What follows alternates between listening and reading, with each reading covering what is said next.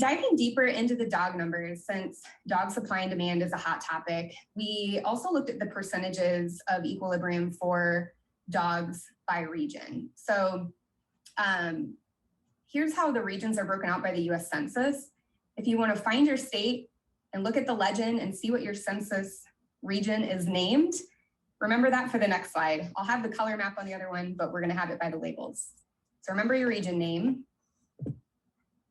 And here we are looking at this data by region. So you'll see 2021 on the graph is on the left, and it's on the top in the chart. And then 2022 is on the right and on the bottom. And remember, this is only looking at dogs, and I should point out this is also only Q1. This does not include April.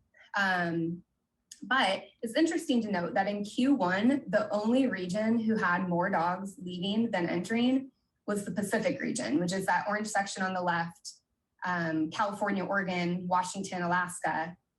And they were really only above equilibrium at 0.9%. So in contrast, the region who struggled to move dogs the most at the rate of intake was actually the region right next door in the gray section, which is Colorado, Arizona, Nevada, et cetera. However, even if the Pacific region in the orange were to transfer dogs from the mountain region to get them up to equilibrium in the orange region, it's still a 6% gap. So it's not just a simple transfer solution. And you'll hear throughout this that it's really not any one solution, which Kristen mentioned. It's not adopting our way out. It's not only reducing intakes. It's all of these solutions together. But this really just illustrates a length of stay imbalance. So the other thing that's important to note when we're looking at the regional differences is there are some orgs in some regions that don't have capacity concerns. So they're actually able to handle higher length of stay and to handle that imbalance because they have the space and they have the resources. And in some areas where supply is low, I've actually heard from some of these orgs that as their intake continues to decrease, their length of stay is increasing, and that's expected and anticipated. And so they probably will never be at 100%.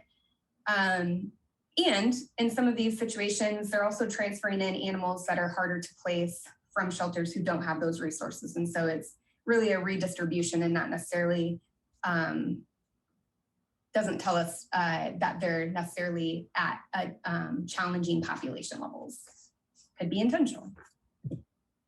Okay, so overall, we've been saying for the past several months and beyond that the gap that exists between the number of animals coming in and the number of animals going out and the rate of which those occur is not sustainable. And that pressure for many shelters and rescues continues to build, as we saw in the comments, we saw in the polls today. And it continues to tip those scales even further because not only are we stopping the leak, we're also not able to rebuild it in a way that deals with everything we've been dealing with for the past 18 months.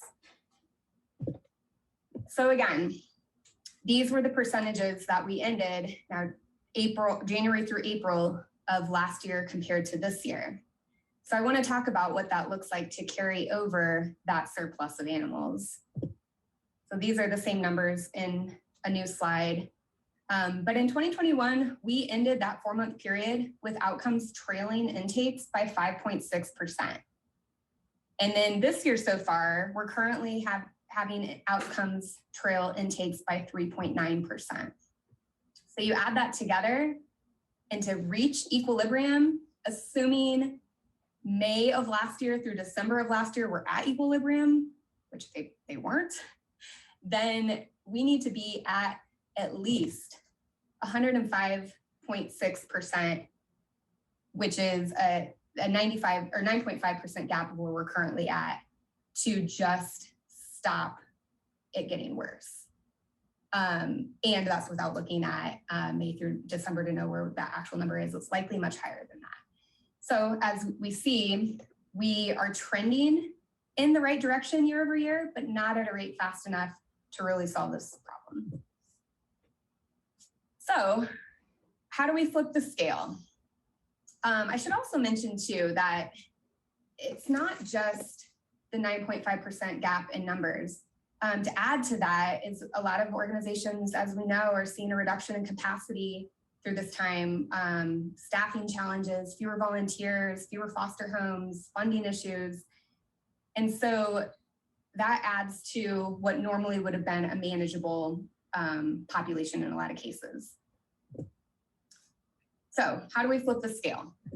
No surprise for a lot of people here. We need all of these things: responsible reduction of intakes, an increase of adoption, an increase of transfers, and an increase in return to owner. And if we don't, we also know that we risk overcrowding, increased euthanasia, and the inability to help our communities to the level that they need. So we looked at the euthanasia rate, and this slide you'll notice are a little different because we literally did this morning. Shout out to Samantha. And this is for cats and dogs combined. And this shows the rate of euthanasia, again, compared to the number of animals coming in as intake. And I want to point out that it's not as bad as it looks graphically here, because if you look at that vertical axis, the differentiation is 0.2%. So we have to have it that small because it is such a small change. But it is going up in 2022 when you look at dogs and cats combined compared to where we were in 2021. We're about a difference of 0.6% overall. So we went from 5.6% to 6.2% this year of cats and dogs being euthanized as a percentage of intake. So when we break that down by species, dogs on the left, cats on the right, note the vertical axis is now measuring by full percentage points because we're talking about bigger numbers. As you'll see, the 2021 cats outpaced the dogs by about 2 percentage points.